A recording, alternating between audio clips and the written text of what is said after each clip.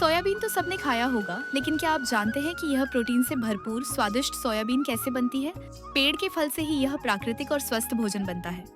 यह सुनने में मजेदार या अविश्वसनीय लग सकता है, लेकिन सच में ऐसा ही है। रात भर इन सोयाबीन दानों को भिगोकर रखा जाता है। भिगोए हुए दानों को हम देसी पत्थर की चक्की में एक एक करके पीसते हैं और घना मीठा चिपचिपा बैटर बनाते हैं।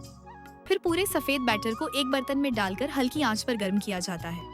जब यह उबलने लगता है तो इसे सफेद कपड़े के माध्यम से हल्के से दबाकर निकालते हैं। दाल के दाने अलग होते हैं और दूध जैसे घने मलाईदार रस बाहर आता है। यह दूध जैसा सफेद तरल फिर से हल्का गर्म किया जाता है और एक विशेष सामग्री डालने पर यह जम जाता है।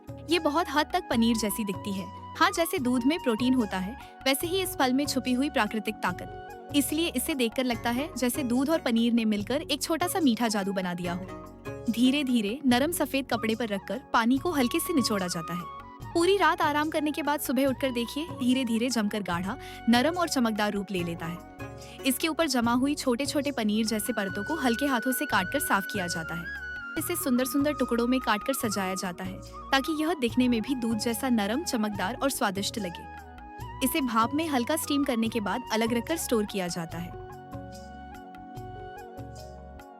जब इसे 7 दिन तक स्टोर किया जाता है और फिर खोला जाता है तो यह देखने में बिल्कुल नरम, दूध जैसी सफेद और हल्की कोमल बनावट में बदल जाता है, जैसे कोई नरम हल्की बादलों जैसी टोफू की चादर आंखों के सामने बिछ गई हो।